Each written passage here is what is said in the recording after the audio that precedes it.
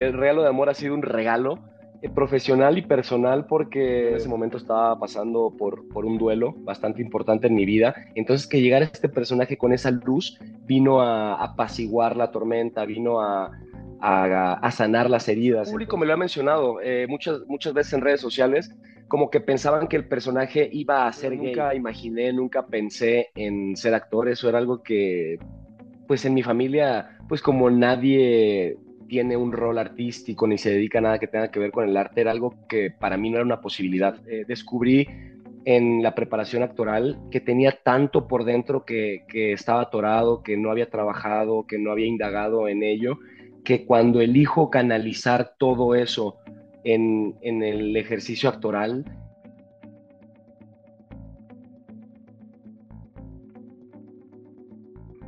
cuando me llega el casting de este personaje, pensé que se habían equivocado y me dijo la productora Silvia Cano que no, que para nada, que ella me veía en ese personaje, que a ella le gusta dar oportunidades, pero diferentes. Yo con ella hice una novela hace un par de años, Eternamente Amándonos, y mi personaje era pues más sobre mi registro, era un personaje villanesco, antagónico.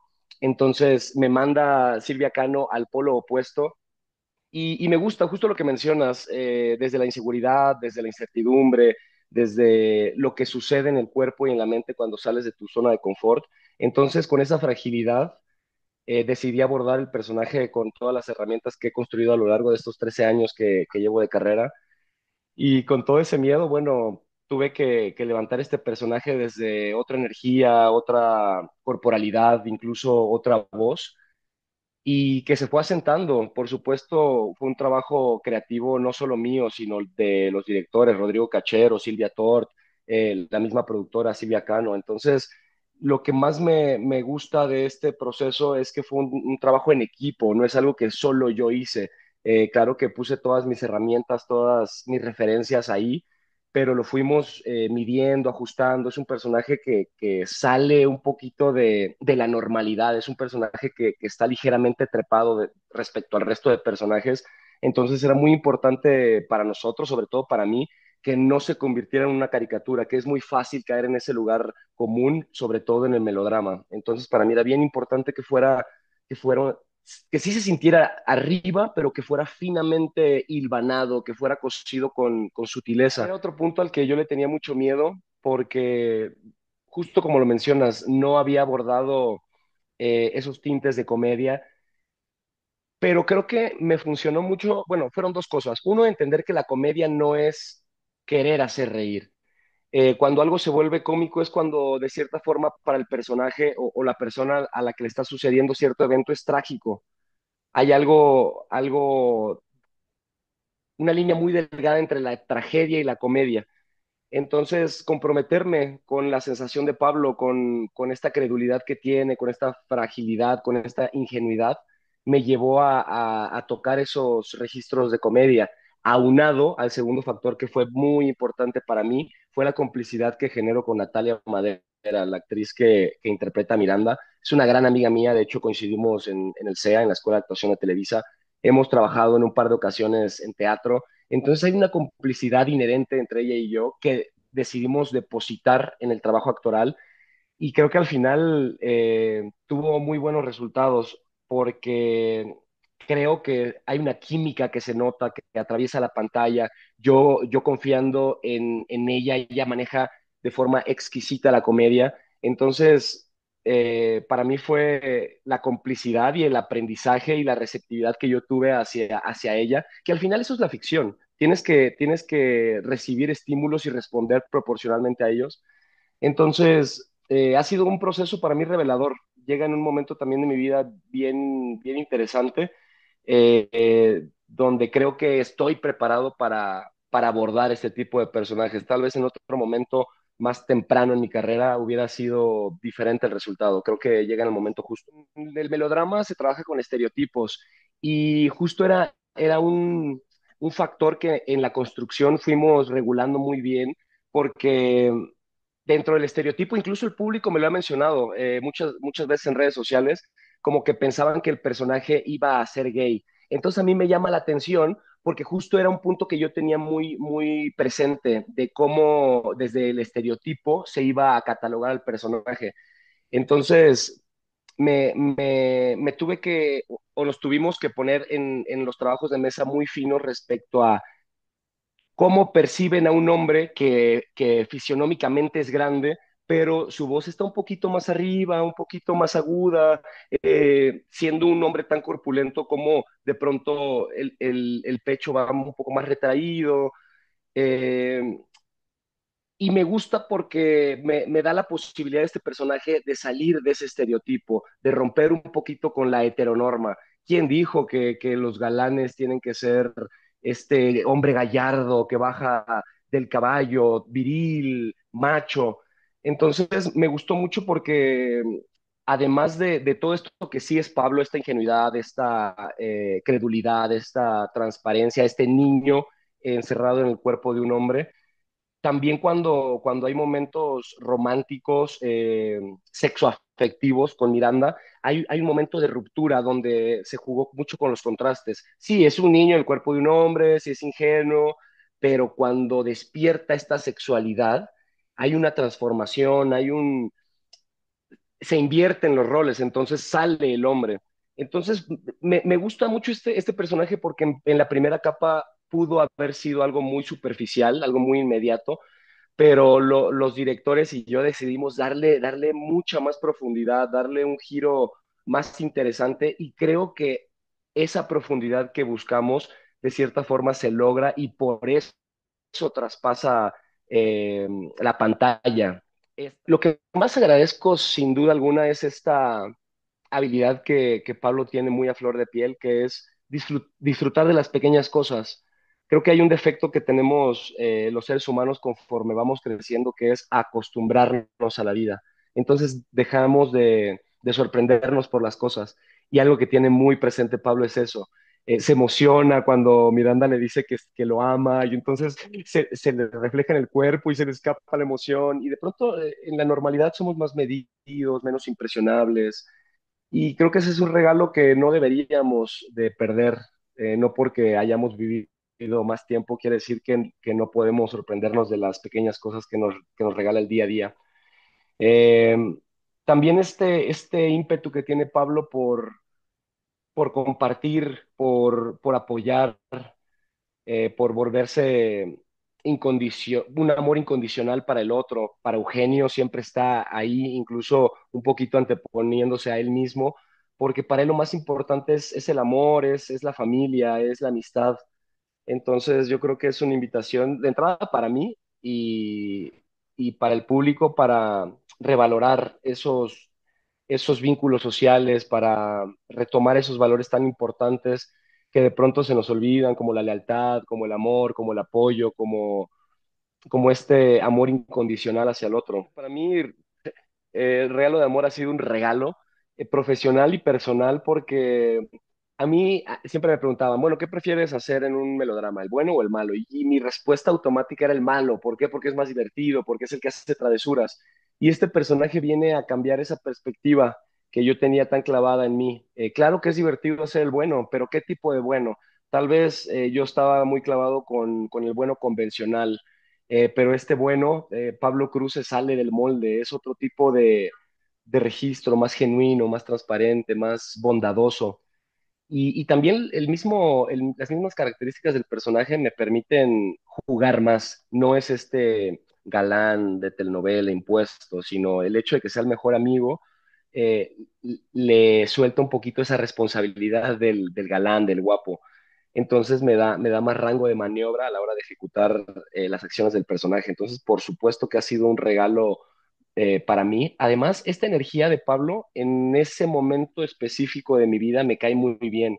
Esa luminosidad que sugiere el personaje para mí fue catártica, fue renovadora, ya que yo en ese momento estaba pasando por un duelo bastante importante en mi vida. Entonces, que llegara este personaje con esa luz vino a apaciguar la tormenta, vino a sanar las heridas. Entonces, por donde lo veas, Moisés ha sido un regalo para mí, regalo de amor y Pablo Cruz. Como Gil menciona, nunca imaginé, nunca pensé en ser actor. Eso era algo que, pues en mi familia, pues como nadie tiene un rol artístico ni se dedica a nada que tenga que ver con el arte, era algo que para mí no era una posibilidad.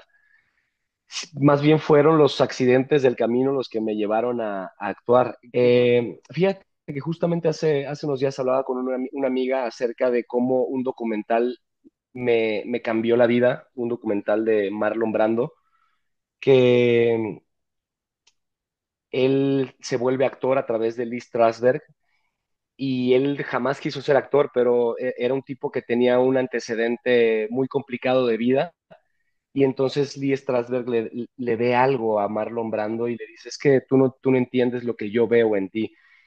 Y un poco me identifico mucho con este documental y con Marlon Brando porque él depositó todo ese sufrimiento, todo ese dolor, toda esa historia en el ejercicio actoral. Y un poco siento que así ha sido mi caso. Descubrí en la preparación actoral que tenía tanto por dentro que estaba atorado, que no había trabajado, que no había indagado en ello, que cuando elijo canalizar todo eso en el ejercicio actoral, encuentro que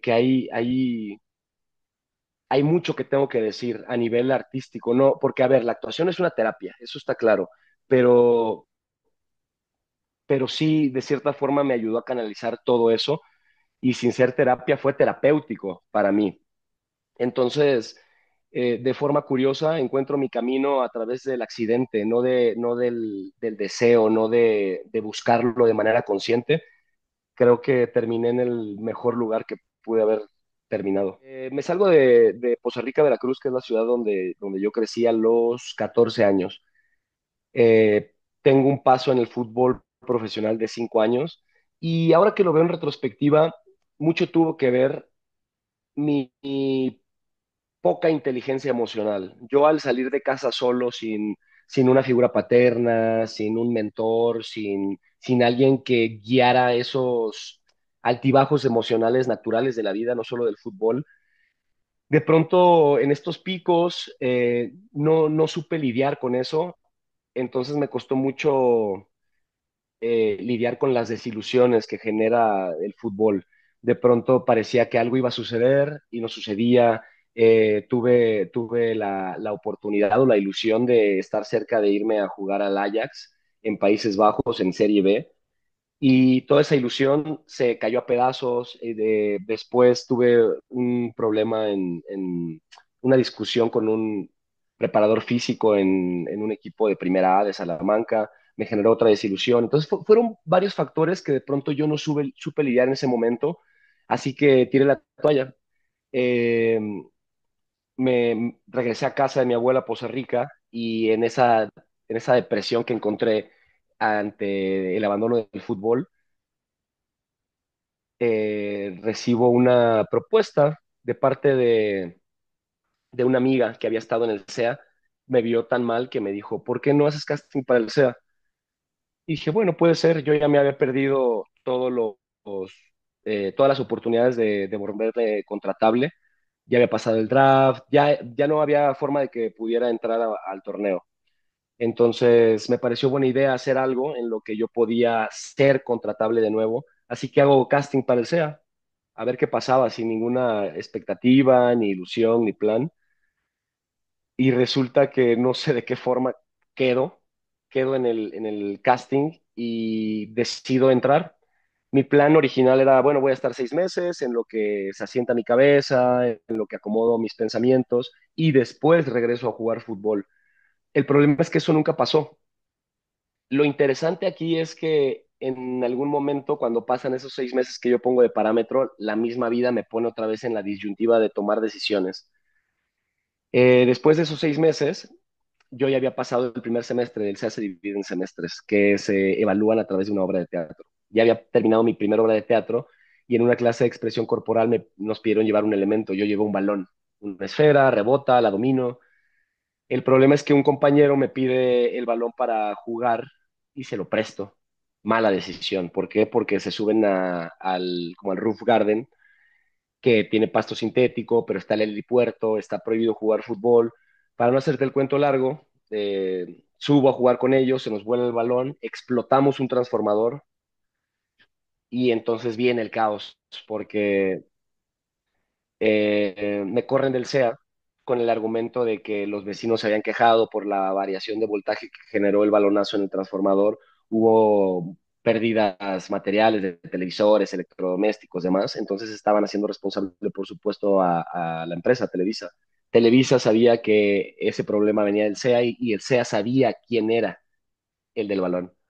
Entonces, paralelo a eso, recibo una llamada de un entrenador de porteros que tuve en algún momento en Tulancingo Hidalgo y me dice, ¿qué estás haciendo ahorita? Estoy en Lobos WAP, acá en Puebla, y necesitamos un portero. Yo jugaba esa posición, la portería.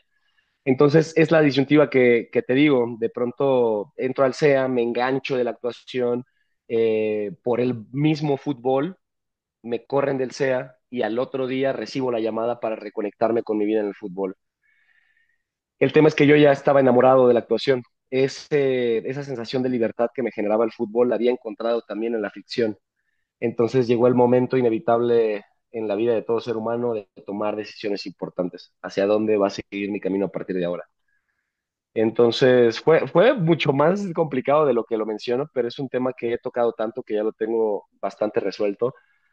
Y mi decisión, después de varios días de estar confundido y no saber para dónde apuntar, decidí que iba a quedarme en la actuación, que el fútbol era lo que yo más amaba en la vida y que no necesitaba cobrar para hacerlo, que eso mientras tuviera piernas lo iba a seguir haciendo, pero que ya estaba ahí y que había conectado con eso y que no lo iba a dejar, que no iba a tirar la toalla, que ya había tirado la toalla en otro lugar, lo iba a hacer otra vez en este lugar, pues no.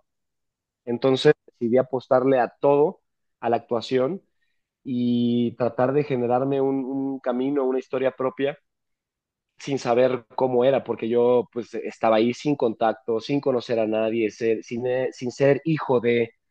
Entonces decidí hacer mi propio camino, hacer mi propia receta del éxito que tiene que ver con la persistencia, con la constancia, con el trabajo duro. Y un poquito esa fue la historia de transición.